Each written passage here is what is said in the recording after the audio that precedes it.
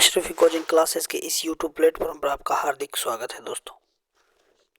आज मैं फिर से आपके लिए लेके आया हूँ करंट जीके की क्लास, जो कि एग्ज़ाम के लिए वेरी इंपॉर्टेंट क्लास है दोस्तों। और हम अब अगर बात करें सबसे पहले क्वेश्चन की दोस्तों, कि हाल ही में समाचारों में उल्लेखित इरोसिटा क्या है? Drone, X ray telescope, artificial intelligence tool या फिर पनडुब्बी। तो इसका सही आंसर कौन सा है दोस्तों? इसका सही आंसर है एक्सरे। कौन सा है? एक्सरे। अब एक्सरे की बात करें, एक्सरे टेलीस्कोप जर्मन इरोस्टा कंसोर्टियम ने रूसी जर्मन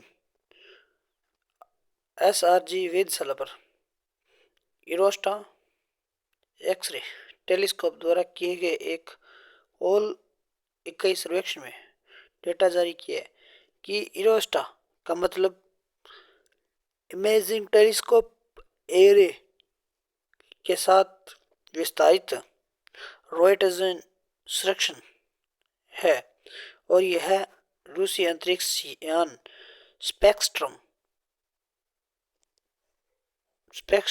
रोटेजेन गामा पर मुख्य उपकरण है। जुलाई 2019 में लॉन्च किए गए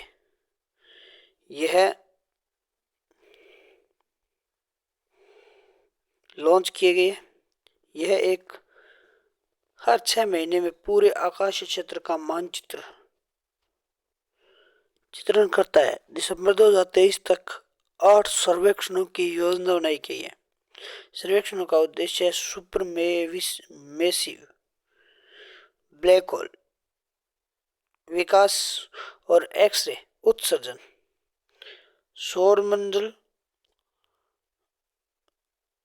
निकायों सहित विभिन्न भूगोल भौतिक घटनाओं में अंतर्दृष्टि प्रदान करता है दोस्तों। तो नेक्स्ट क्वेश्चन की अगर बात करें, सी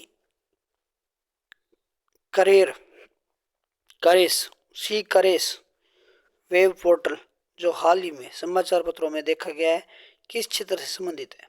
पेट्रोलियम क्षेत्र, नवीनीकरण ऊर्जा क्षेत्र, या फिर ऊर्जा कोयला क्षेत्र, या फिर कृषि क्षेत्र। इसका सही आंसर कौन सा दोस्तों? कोयला क्षेत्र। कौन सा है? कोयला क्षेत्र। अगर कोयला क्षेत्र की बात करें, देखो दोस्तों कि हाल ही में केंद्रीय मंत्री प्रहलाद जोशी ने कोयला खादान भविष्य निधि संगठन के लिए सी केयर्स वेब पोर्टल लॉन्च किए। सीड डेक द्वारा विकसित इसका लक्ष्य योजना क्षेत्र में 3.3 लाख भविष्य निधि ग्राहकों और 6.5 लाख पेंशन भोगियों के लिए रिकॉर्ड और डिजिटल बनाना और प्रक्रियाओं को सुव्यवस्थित करना है। नेक्स्ट क्वेश्चन है कि हाल ही में समाचारों में उल्लेखित फेंटेनल क्या है? एक प्रकार की दवा, आक्रामक पौधा, कृत्रिम बुद्धिमत्ता उपकरण, क्षुद्र ग्रह। तो इसका सी कौन से दोस्तों? प्रकार की दवा होती है क्या दोस्तों? एक प्रकार की दवा है। अब एक प्रकार की दवा की बात करें तो संयुक्त राज्य अमेरिका और चीन के बीच हाल ही में हुई चर्चा में अमेरिका ने फेंटेनाइल की आमद से निपटने के लिए संयुक्त प्रयासों पर ध्यान केंद्रित किया है। फेंटेनाइल एक शक्तिशाली एथेंटिक ओपियोइड एक प्रकार की दवा है जिसने अमेरिका में कहर बरपाया है, और यह वहां उत्पादित संग्रहालय सामग्री से जुड़ा हुआ है। चीन हीरोइन से 50 गुना और मॉर्फिन से 100 गुना ज्यादा ताकत पर। यह दवा गंभीर दर्द के लिए FDA द्वारा स्वीकृत है, लेकिन अवैध रूप से इसका निर्माण और बिक्री भी की जाती है। नेक्स्ट क्वेश्चन की अगर बात करें तो निम्नलिखित में से कौन सा शहर भारत के पहले समुद्री तटीय स्टार्टअप उत्सव इमर्ज 2023 का आयोजन स्थल है? तो उडुपी, मंगलूर, बेंगलोर, शिवमोगा। तो इसका सही आंसर कौन सा है दोस्तों? मैंगलोर। कौन सा है? मंगलोर। मंगलोर की अगर बात करें तो इमर्स 2024 भारत का पहला समुद्री तट स्टार्टअप उत्सव है, जो 16 से 18 फरवरी 2024 में बेंगलुरु के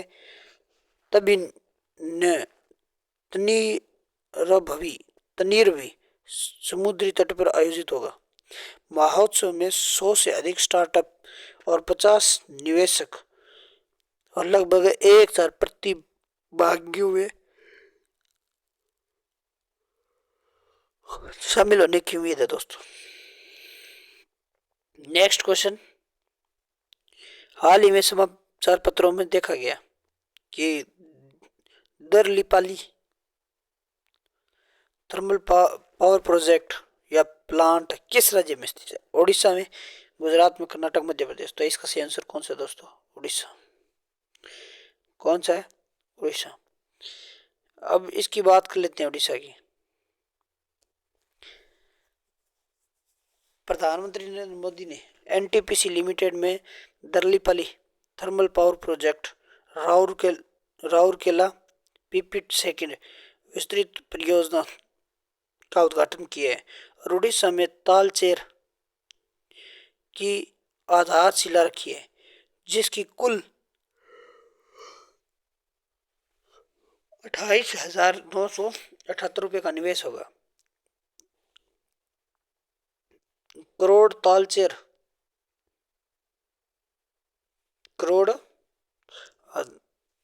दरलीपाली एक पीट हेड स्टेशन के कई राज्यों के साथ आपूर्ति समझौते हैं।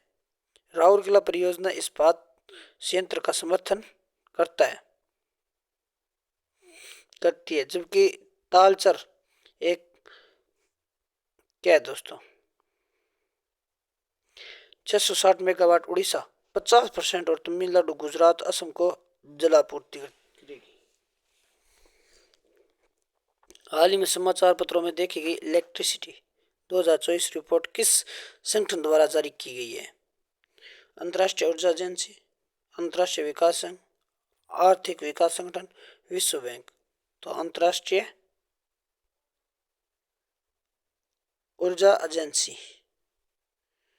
अंतर्राष्ट्रीय ऊर्जा एजेंसी भारत के ऊर्जा भविष्य और अंतर्राष्ट्रीय ऊर्जा एजेंसी की बिजली 2024 रिपोर्ट प्रमुख रुझानों का खुलासा करती है। लगातार कोयला पर निर्भरता, नवीनीकरण ऊर्जा में वृद्धि और परमाणु ऊर्जा की आशाजनक वृद्धि। 2070 तक भारत के शुद्ध शून्य लक्ष्य के बावजूद कोयले की 2026 तक 68% बिजली की मांग को पूरा करने का अनुमान है। 2023 में नवीनीकरण उत्पादन 21% के साथ स्थिर हो जाएगा और बदलते मौसम के कारण जल विद्युत में 15% की गिरावट का सामना करना पड़ेगा। भारत का लक्ष्य 2032 तक परमाणु क्षमता को 3 गुना करना है, जिसमें 2026 तक 4 गीगावाट वाणिज्य परिचालकों में से प्रवेश करेंगे, जो वैश्विक 10% वृद्धि में योगदान देगा। नेक्स्ट क्वेश्चन है दोस्तों, हाल ही में समाचार पत्रों में देखा गया यू विन प्लेटफॉर्म निम्नलिखित में से किससे संबंधित है? स्टार्टअप के लिए ऋण, या भारत के सार्वभौमिक टीकाकरण कार्यक्रम डिजिटलकरण, या खेल का कल्याण और उत्कृष्टता को बढ़ावा देना, या फिर क्या है दोस्तों? महिलाएं उद्यमी को ऋण खिड़की। तो इनका सही आंसर है भारत में सार्वभौमिक टीकाकरण कार्यक्रम को बढ़ावा सॉरी कार्यान्वयन को डिजिटलीकरण करना। वित्त मंत्री कौन है दोस्तों? वित्त मंत्री कौन है? तो निर्मला सीतारमण। सीतारमण रमण। देश भर में टीकाकरण प्रबंधक को सुव्यवस्थित करवाने के लिए केंद्रीय अंतरिम बजट 2023-25 में यूमिन प्लेटफॉर्म में के तेजी से कार्यान्वयन का खुलासा किया है। यूविन पोर्टल भारत के सार्वभौमिक टीकाकरण कार्यक्रम को डिजिटल बनाने का अभिन्न अंग है। वर्तमान में हर राज्य और केंद्र शासित प्रदेश के 2 जिलों में पायलट परीक्षण चल रहा है। नेक्स्ट क्वेश्चन है दोस्तों, समाचारों में देखी गई सुबिका पेंटिंग किस समुदाय से संस्कृति के इतिहास से जुड़ी हुई है? तो भील, गोंड, मैतेई या चीरू? तो इसका सही आंसर कौन सा दोस्तों? मैतेई है। कौन सा है? मैतेई। अब मैतेई की अगर बात करें तो सुबिका चित्रकला शैली जो मैतेई संस्कृति इतिहास में जटिल रूप से जुड़ी हुई है, अपेक्षा के कारण विलुप्त होने के कगार पर है। इनका अस्तित्व 6 पांडुलिपियों पर निर्भर करता है। सुबिका अचोबा, सुबिका लाइसाबा और सुबिका चौदित, सुबिका चैथिल और थेंगरा खेल। सुबिका लाइसाबा दृश्य छवियों के माध्यम से मैतेई परंपरा की एक महत्वपूर्ण निरंतरता है।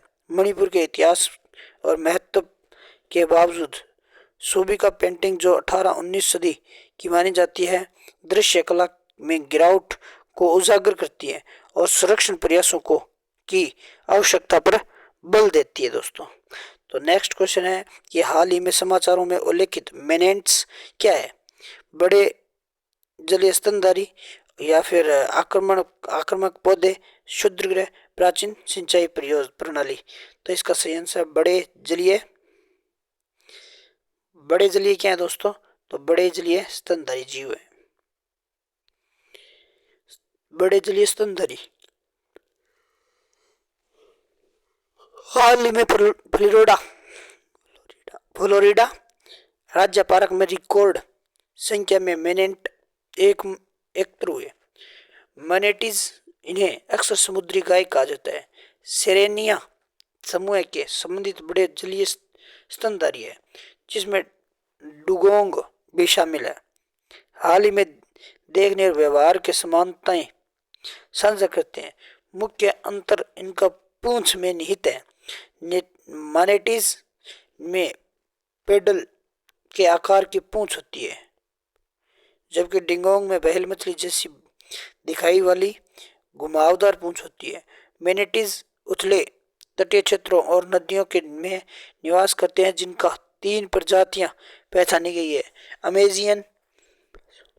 अमेजोनियन, अफ्रीकी, कैरिबियन मैनेटीज, जिन्हें IUCN के संकटग्रस्त प्रजातियों में की लाल सूची में असुरक्षित के रूप में सूचीबद्ध किया गया है। तो भारत की अगर बात करें समुद्री गाय जो डुगोंग है दोस्तों, इसके लिए एक जैव सुरक्षित क्षेत्र बनाया गया जिसका नाम क्या है दोस्तों? मन्नार खाड़ी। तो ये भी आपको याद रखना है दोस्तों। नेक्स्ट क्वेश्चन की बात करें तो हाल ही में समाचार पत्रों में देखा गया घर पोर्टल का प्राथमिक उद्देश्य क्या है? ऐतिहासिक स्मारकों की बहाली की निगरानी और ट्रैक करें।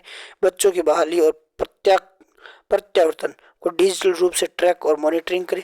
बच्चों को स्वास्थ्य सेवाएं प्रदान करने के लिए आगामी आपदाओं के बारे में वास्तविक समय अपडेट प्रदान करने के लिए। तो इसका सही आंसर कौन सा है दोस्तों? इसका सही आंसर है कि बच्चों की बहाली और प्रत्यावर्तन डिजिटल रूप से ट्रैक और मॉनिटरिंग करना। राष्ट्रीय बाल अधिकार संरक्षण आयोग द्वारा विकसित घर पोर्टल किशोर न्याय अधिनियम के तहत बच्चों की डिजिटल निगरानी और प्रत्यावर्तन की सुविधाएं प्रदान करता है। यह मामलों को ट्रैक करेंगे और इन्हें संबंधित अधिकारियों को स्थानांतरित करके और अनुवादकों या विशेषज्ञों के लिए राज्य सरकार के साथ संचार की सुविधाएं प्रदान करने के लिए स्वदेशी वापसी में तेजी लाता है। तो आज के लिए बस इतना ही दोस्तों। अगर ये क्लास आपको अच्छी लगी तो ज़्यादा से ज़्यादा शेयर, लाइक और सब्सक्राइब जरूर करें दोस्तों। और इस क्लास को पूरा देखें और इस क्लास को देखना ना भूलें दोस्तों।